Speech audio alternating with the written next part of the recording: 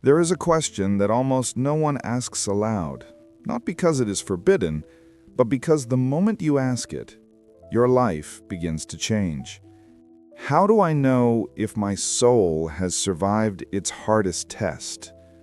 The question sounds dramatic, ancient, almost mythological. But what if the answer is not found in temples or rituals or sacred books, but in your everyday life?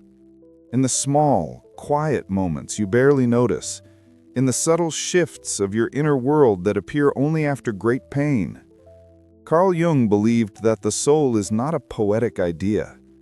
It is a psychological reality, one that undergoes trials, fractures, deaths, and rebirths. And if Jung is right, then every human being walks through a hidden initiation, a test that is not announced, not explained, and not graded. A test that often appears as heartbreak, loss, chaos, confusion, or the collapse of everything you thought was true. But the real mystery is this: how do you know you have passed the test? Not intellectually, not because a book said so, not because you feel better one day, but because something in you has fundamentally transformed, beyond the person you were before. This documentary is the map of that transformation. 12 chapters, 7 signs, 1 journey. And we begin where all journeys begin, with the pain that started it all. Carl Jung often wrote that the greatest breakthrough usually hides behind the greatest breakdown. He believed that the psyche has a natural intelligence, one that intentionally disrupts your life when you are living too far from your essence. In Jungian terms, the painful test of the soul is the confrontation with what he called the shadow, the forgotten, rejected, unaccepted parts of yourself. But Jung also insisted on something far more radical. The test is not the pain. The test is who you become after the pain. Most people survive suffering, but only some are transformed by it. Passing the test means you have crossed a threshold inside your own psyche, a threshold you might not have noticed at first. And it begins with the first sign. But before we get to the signs, we need to understand one thing. Not every pain transforms you, only the kind you cannot escape. This is the pain that breaks your identity, your story, your defenses, the pain that demands a new version of you. Think of it like psychological gravity. What pulls you down is the same force that builds your foundation. A woman loses her job, her relationship, and her sense of direction all within 6 months. Everyone tells her to stay positive, be strong, or move on, but she can't. Instead, she falls apart. Sleepless nights, anxiety, self-doubt. Months later, without realizing it, she catches herself thinking differently. I don't actually want my old life back. That moment, subtle, quiet, almost invisible, is where transformation begins. Not when life collapses, but when your attachment to what collapsed begins to loosen. There is an old Sufi story about a man who visits a blacksmith. He sees a piece of iron being hammered, heated, cooled, and reshaped. The man asks the blacksmith, "Does the iron ever complain?" The blacksmith smiles, only before it discovers what it was meant to become. Your soul, too, complains before it understands, and understanding is the first sign you are crossing the threshold. What was the moment in your life when everything seemed to break at once? Did you try to return to the person you were before, or did something inside you quietly resist? Can you sense that a deeper intelligence was operating beneath the chaos? The test of the soul does not begin with answers. It begins with the painful, uncertain, disorienting moment when the life you knew ends. But to recognize the first sign that you have passed this test, we must step into the inner shift that follows. There is a moment, often unnoticed, when you stop being afraid of silence. Not the silence of a quiet room, but the silence of your own mind.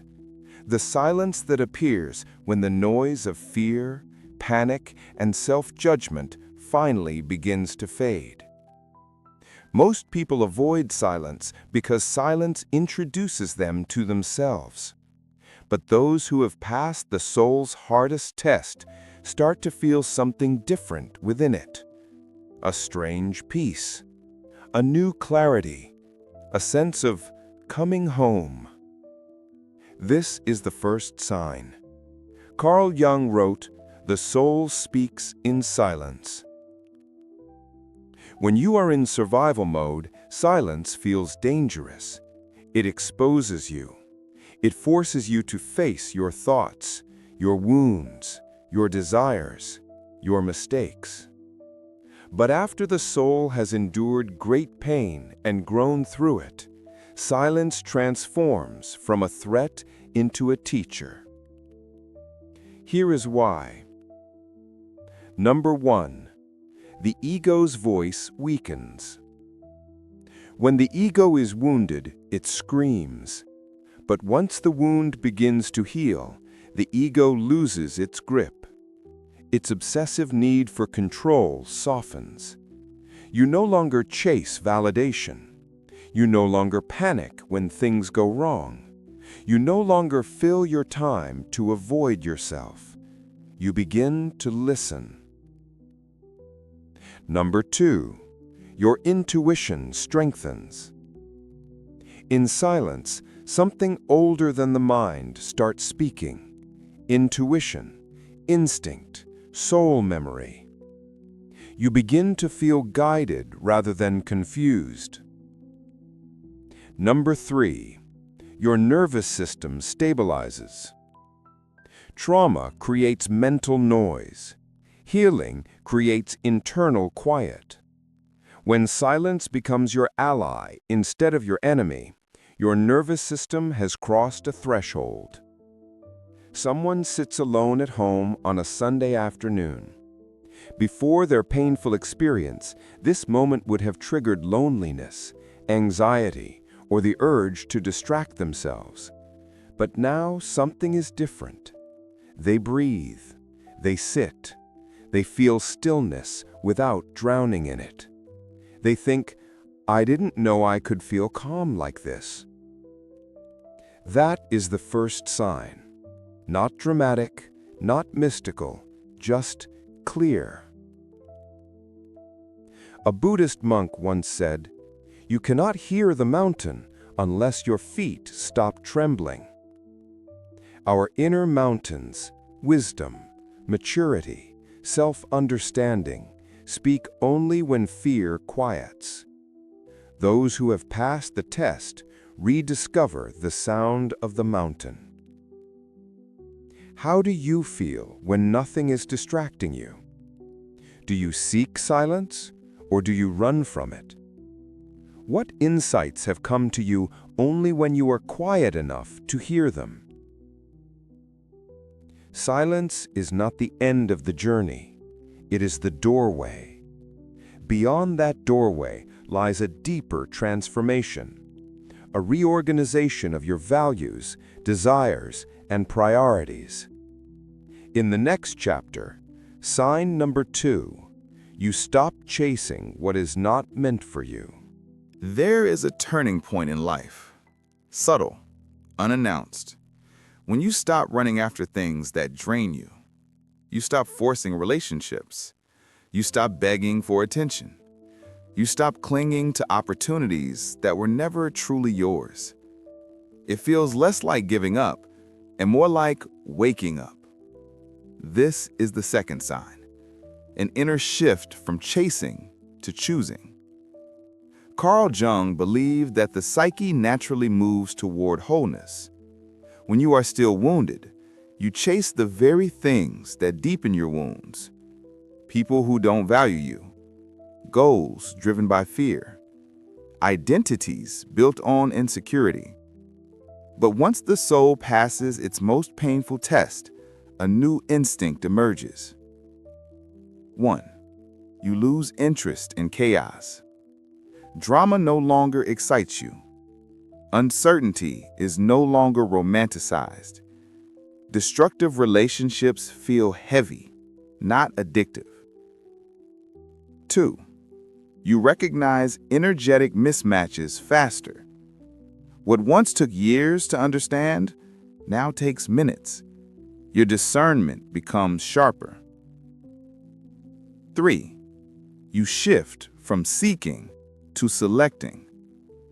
Instead of trying to fit into someone else's world, you build your own.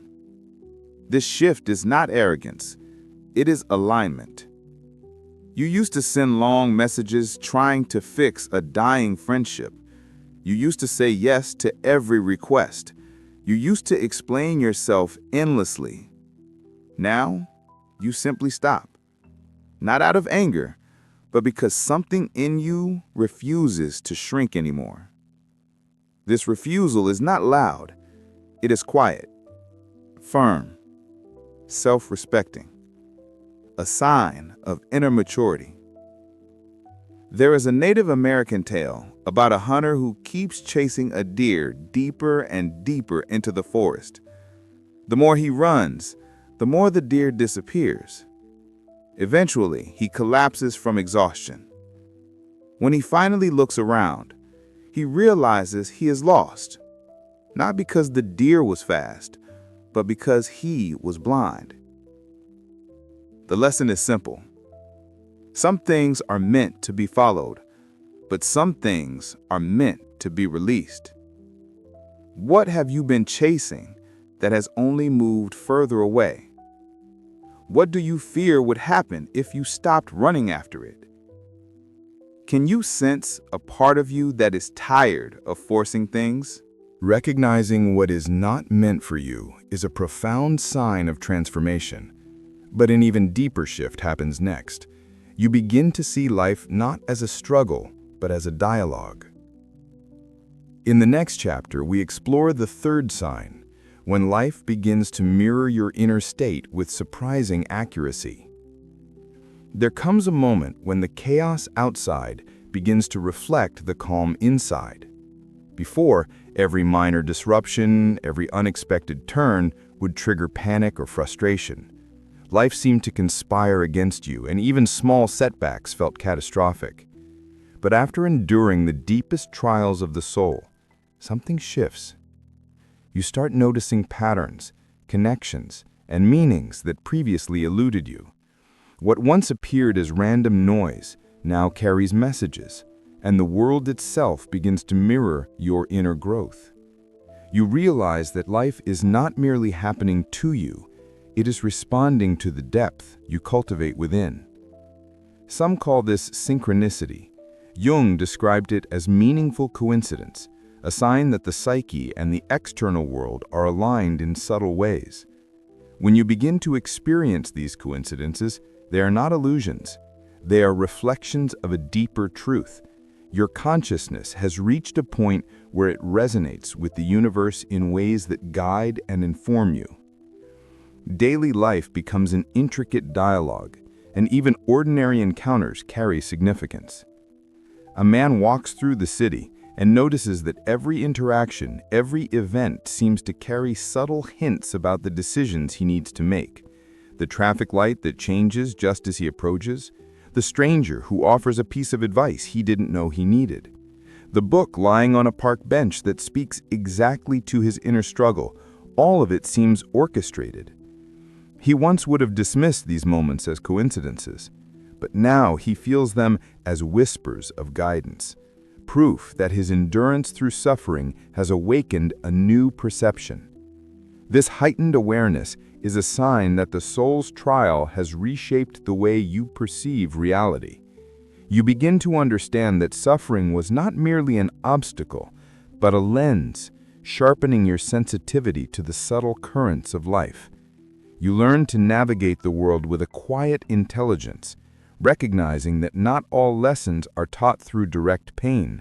Some arrive softly, in moments of alignment and resonance. After the soul has endured its severest test, a profound sense of authenticity emerges. The masks you once wore, those shields designed to protect your fragile ego, gradually dissolve. You no longer feel compelled to perform or to meet the expectations of others.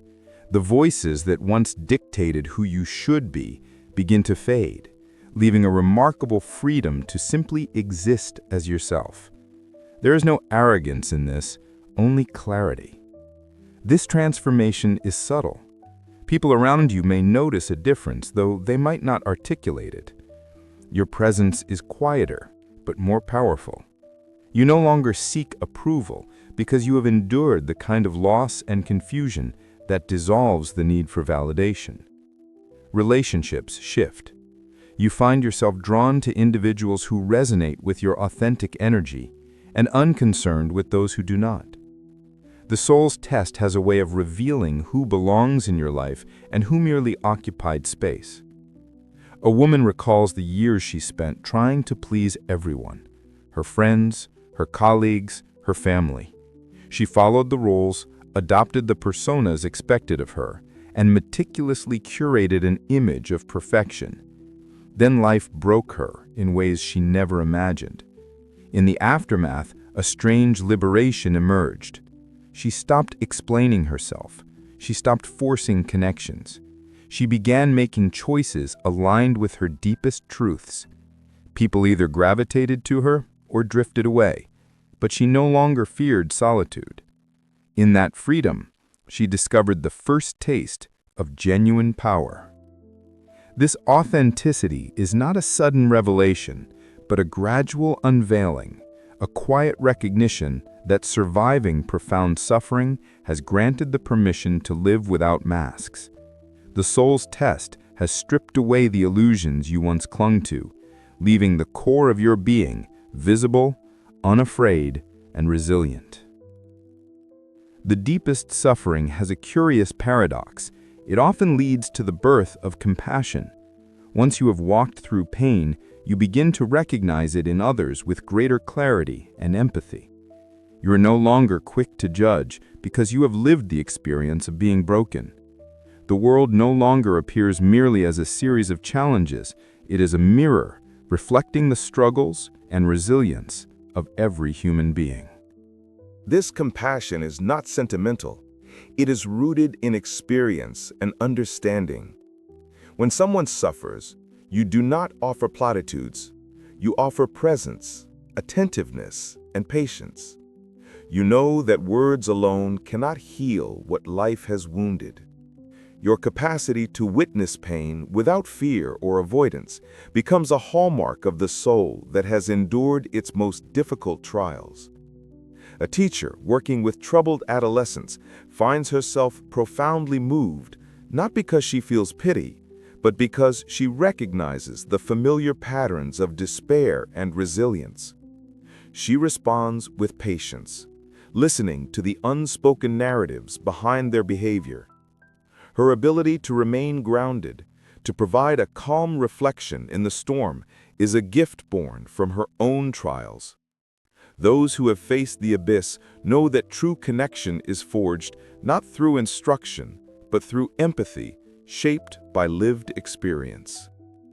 Compassion becomes both a shield and a bridge. It allows you to engage with the world without being consumed by its pain, and it enables others to see the reflection of their own struggles in a safe and understanding presence. In this way, the soul's test extends beyond the self, influencing interactions and relationships in profound, often subtle ways.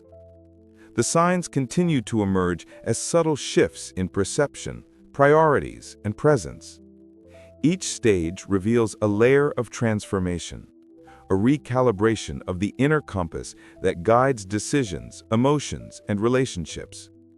The journey of the soul, once unimaginable in its intensity, now becomes a path of quiet mastery, a testament to resilience, insight, and the enduring capacity for growth.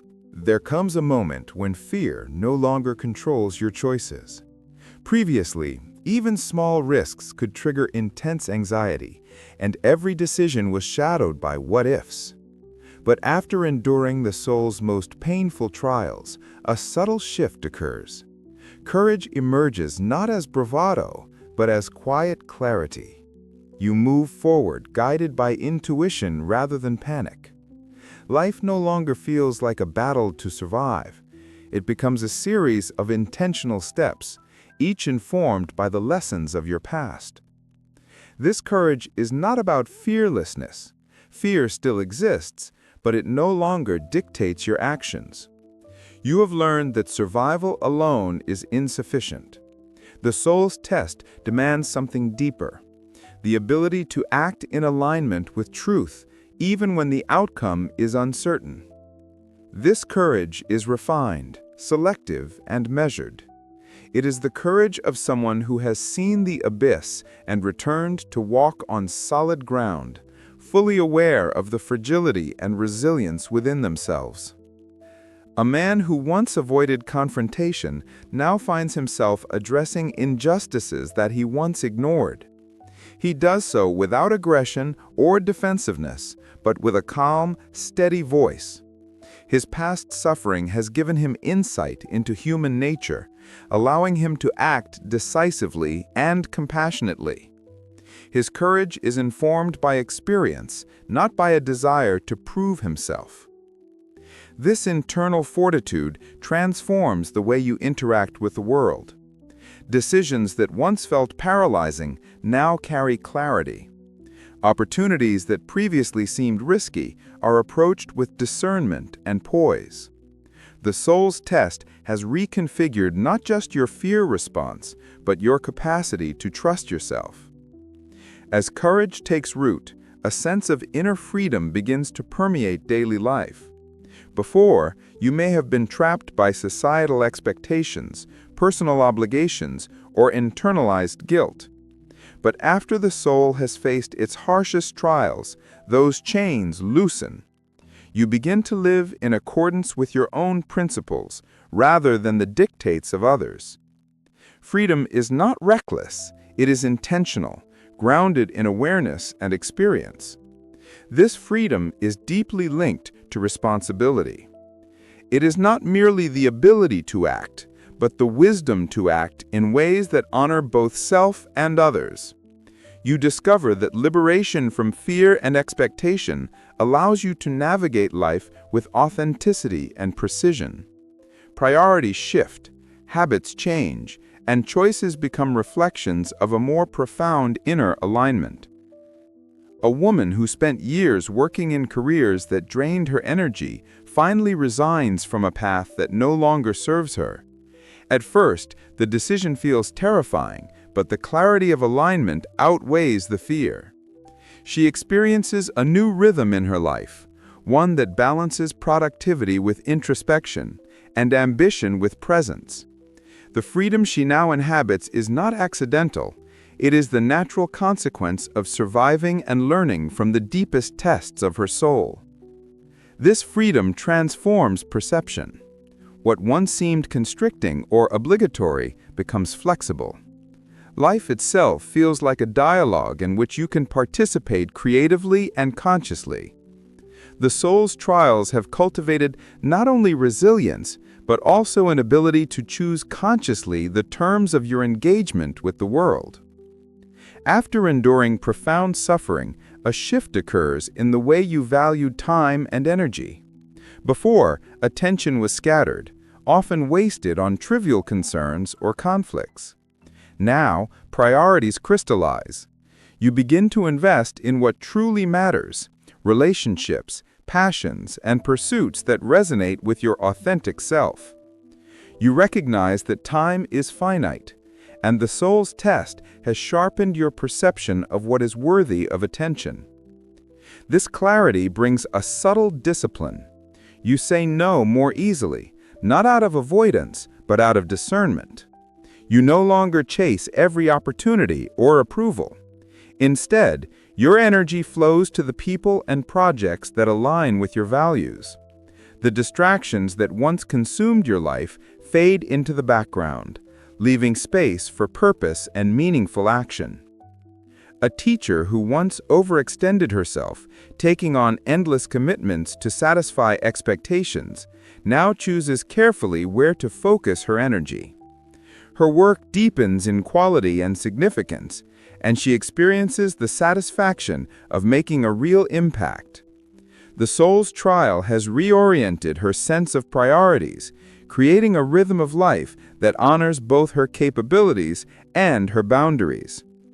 This realignment extends to all areas of life. Your attention, emotions, and effort are now guided by a deeper wisdom. You are less reactive and more deliberate. The lessons learned through suffering allow you to recognize what is transient and what is essential. Life becomes less a race against time and more a measured, intentional journey. The transformation continues as each choice, each interaction, each reflection reinforces the resilience, awareness, and clarity cultivated by the soul's most demanding trials. One of the deepest transformations after surviving profound suffering is the ability to embrace uncertainty. Life rarely follows a predictable path, and the soul's test teaches that clinging to certainty is a source of ongoing suffering. Those who have endured the most intense trials begin to accept that ambiguity is not the enemy, but a canvas for growth. They develop a quiet confidence in navigating unknowns, trusting their intuition and inner guidance, even when outcomes are unclear. Before, uncertainty might have triggered fear, anxiety, or the need to control every detail. Now, the same uncertainty feels like an invitation. It is an opportunity to apply the lessons learned through hardship, to trust the inner compass honed by experience. Decisions are made with discernment rather than compulsion, and mistakes are viewed as data points rather than disasters. A writer once obsessed over perfection in every sentence of her work. After experiencing a period of personal upheaval, she began to embrace drafts, revisions, and the messiness inherent in creation. She discovered that uncertainty was not chaos. It was a space for discovery. The inner clarity she had developed allowed her to engage with life creatively, resiliently, and fully present without being paralyzed by the unknown. A final hallmark of the soul's transformation is the emergence of meaning. Those who endure and grow through suffering no longer seek external validation or superficial markers of success.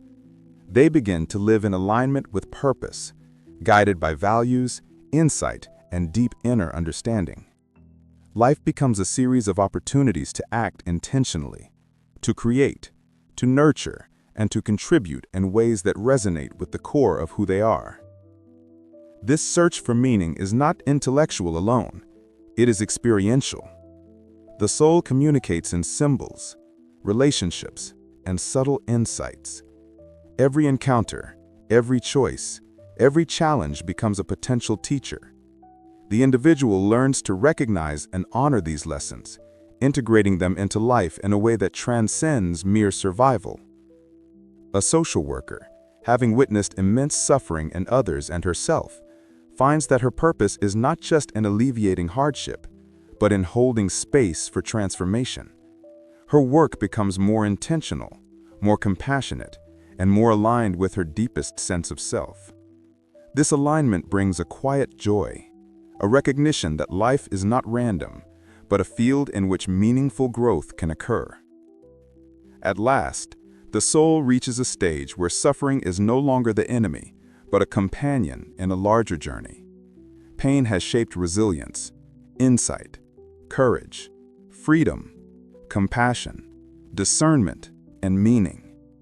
Life is no longer merely endured, it is engaged, fully, consciously, and with awareness of the subtle interplay between inner and outer worlds. The culmination of this journey is not a dramatic epiphany, but a sustained transformation of perception, priorities, and presence. The individual who has passed the most painful test of the soul experiences life with clarity, depth, and a quiet power.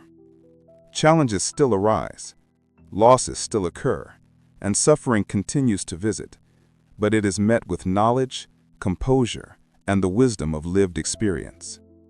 This is the journey of the soul reborn, one who has endured, learned, and emerged with 7 signs evident in thought, action, and being. The cycle of suffering and growth continues, yet it is no longer merely a test. It is a path of conscious evolution, a dialogue with existence itself, and an invitation to walk with awareness, courage, and authenticity.